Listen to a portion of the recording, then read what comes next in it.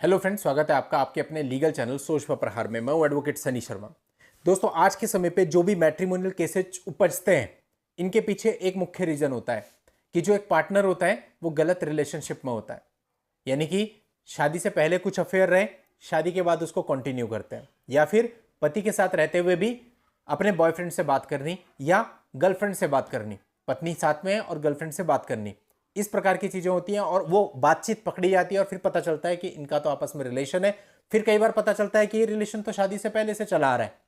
और दोस्तों, इतना ही नहीं, कई बार ऐसा भी देखा जाता है कि मल्टीपल रिलेशनशिप्स हैं, इससे भी है, उससे भी है, उससे भी है। ऐसे बहुत सारे मामले हमारे पास आते हैं, सर घूम जाता है, पता नहीं किस किस के साथ फोटोज, पता नहीं चलता कौन नवीन है, कौन परवीन है, कौन सचिन है, कौन मयंक है। और इन सब चीजों के लिए जब ऐसे लोगों को समझाया जाता है तो उनका कहना यह होता है कि एक ही लाइफ है, बड़ी शॉर्ट लाइफ है, एंजॉय करने दो। ये एंजॉय है, ये एंजॉय नहीं है। ये आप अपनी लाइफ स्पॉइल कर रहे हो और दुनिया आपको किस निगाह से देख रही है आपको पता ही नहीं है। ये आपको लग रहा है आपके लिए एंजॉयमेंट है, लेकिन लोग इसको दूसरे शब्दों से पुकारते हैं। और वैसे भी देखो, लाइफ में एंजॉय करने के तो बहुत तरीके हैं, लेकिन ये आपके ऊपर है कि आप कैसे एंजॉय करते हैं। आप ड्रिंक करके, नशा करके, गलत रिलेशनशिप में जाकर के, मल्टीपल रिलेशनशिप रख के ये कह सकते हैं कि हम एंजॉय कर रहे हैं। और आप इसके साथ साथ कुछ अच्छा काम करके भी एंजॉय कर सकते हैं। आप किसी की हेल्प करके एंजॉय कर सकते हैं, किसी के बच्चे को पढ़ा करके एंजॉय कर सकते हैं। कुछ भी इतने अच्छे काम है कि घर से बाहर निकल जाए ना आदमी सोच के कि आज मुझे अच्छे काम करने हैं, तो जगह जगह दिखाई देते हैं कि यहाँ ऐसा कर दूं। कोई सड़क पार नहीं करा पा रहा, उसकी सड़क पार करा दी, किसी की गाड़ी फंस गई, उस पर हाथ लगा दिया। बहुत छोटी छोटी चीजें हर कदम पे आपको दिखेंगी जिनमें आपकी सहायता की जरूरत है। जरूरी नहीं कि जेब में पैसा हो तभी आप किसी की हेल्प कर सकते हो, कैसे भी कर सकते हो, उसमें भी आप अपनी लाइफ को एंजॉय कर सकते हो। बहुत सारे लोग करते भी हैं। तो ये तो अब आपकी मेंटेलिटी पे है ना कि आप इंजॉयमेंट किसे माने बैठे हो। और जिस चीज को आप इंजॉयमेंट कह रहे हो ना, उससे होता कुछ नहीं, समाज में आपकी बदनामी होती है, लोग आपको बुरे शब्दों से पुकारते हैं, आप खुद एक समय पे आकर अपने आप को गिल्टी पाओगे और कई बार आप एड्स जैसी गंभीर बीमारियां भी लेकर के बैठ जाते हो और अपने पार्टनर को भी अपने साथ साथ मार देते हो। Is it enjoyment? सबसे मेन बात होती है कि आप अपने आप को फेस कैसे करते हो शीशे के अंदर। अभी मैंने ऐसा देखा कि जब इस प्रकार की वीडियोस बनती है ना, तो उसके नीचे 10 तो पॉजिटिव कमेंट आते हैं, 2 कमेंट ऐसे आते हैं, ज्ञान मत दो।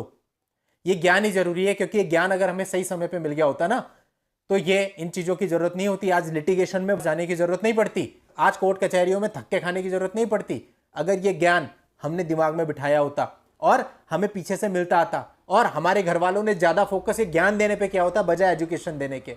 Education is also very important, but उसके साथ साथ ये ज्ञान, ये आपकी नींव है, आपकी फाउंडेशन है। अगर ये ज्ञान नहीं है ना, एजुकेशन कुछ नहीं कर सकती। कम से कम इतना ज्ञान तो हम सभी के पास होना चाहिए कि हमें यह पता चले कि एक इंसान होने के नाते हमें अपनी लाइफ को एंजॉय कैसे करना है।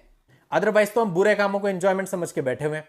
हम नशा करते हैं, बहुत सारे लोग होते हैं, संडे का दिन है, दारू पीने का दिन है, खूब नशा करते हैं, पार्टी करते हैं, चकना लेके जाते हैं, नदी किनारे बैठ के गंदगी फैला के आते हैं, वहां पे गिलास विलास सब पड़े रहते हैं, बियर की बॉटल्स, फर्क नहीं पड़ता। वो भी इंजॉयमेंट है कुछ लोगों के लिए। और कुछ लोग ऐसे भी होते हैं जो संडे को इकट्ठे होते हैं और सोशल वेलफेयर पे बातचीत करते हैं, जो प्रॉब्लम्स उनकी सोसाइटी में आ रही है उसको रिमूव करने की कोशिश करते हैं, स्पिरिचुअल भजन कीर्तन करते हैं। उनका भी संडे वही है, आपका भी संडे वही है। डिफरेंस सोच का है, और आपकी ये सोच ही मैट्रिमोनियल विवादों का मूल कारण है। सोच बुरी है तो कर क्या लोगे, चाहे आप पति हो चाहे आप पत्नी हो। 2-4 दिन मैरिड लाइफ के साथ में रहेंगे, फिर आपकी सोच सामने आ ही जाएगी।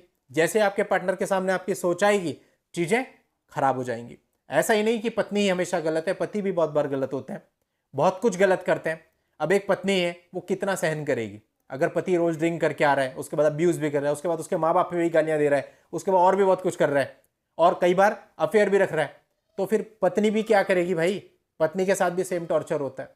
कम है ऐसे केस, लेकिन फिर भी बहुत है जहां पर पत्नी बुरी तरह से प्रभावित है, और पति तो मैक्सिमम जगह पे प्रभावित है ही, उस पर हम रोज केस स्टडी करते ही हैं। तो कुल मिला के दोनों के ही परेशान होने का मूल कारण यही है कि हम लोगों ने अपनी सोच को गलत कर लिया है। सोच बदलो।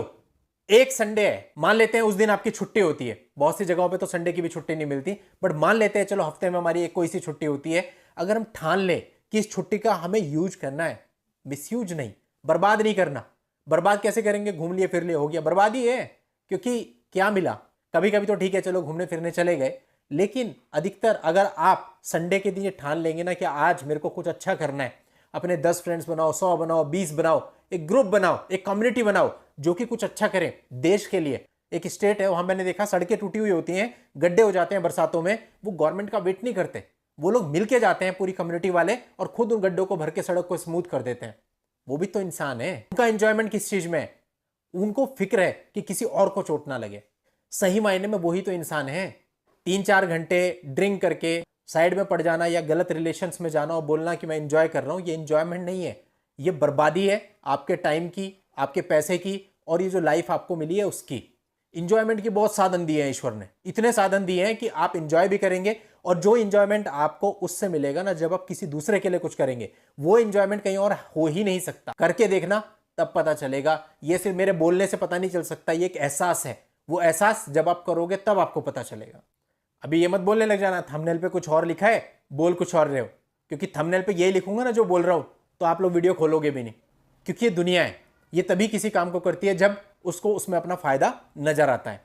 तो थोड़ा सा आपको फायदा दिखा दिया और ये सोच आप तक पहुंचा दी, हो सकता है कुछ लोग इससे प्रभावित हो जाए। बस यही मकसद है और कुछ भी नहीं। बाकी तो सीधी सी बात है, आप कुछ भी करेंगे, कुछ लोग सही बोलेंगे, पॉजिटिव बोलेंगे, कुछ लोग नेगेटिव बोलेंगे। ऐसे ही आपको भी ये सोचना चाहिए। आपके मैट्रिमोनियल केसेज में आप कहते हो सर ये ऐसा बोल रहा है, उसने ये बोल दिया, अब रिश्तेदार बोलने दो ना, क्या फर्क पड़ता है। आप कितने ही अच्छे रह जाओ, आप दुनिया को सेटिस्फाई कभी नहीं कर पाओगे और करना भी नहीं चाहिए और ये कोशिश भी नहीं करनी चाहिए। इवन क्या फर्क पड़ता है कौन क्या बोल रहा है। सीना तान के रहिए और अपनी नजर में आप सही होने चाहिए, बस उससे ही फर्क पड़ता है। ईश्वर के आगे आपका सिर नहीं झुकना चाहिए कि हाँ आप कुछ गलत करके आ रहे हैं, बस इतना ही काफी है। दुनिया को ना कभी कोई सेटिस्फाई कर पाया, ना आप कभी कर पाओगे। चलिए दोस्तों, आज की इस वीडियो में इतना ही। नेक्स्ट वीडियो में नई जानकारी के साथ मैं आपसे फिर मिलता हूं। तब तक के लिए goodbye and thank you for watching. Take care.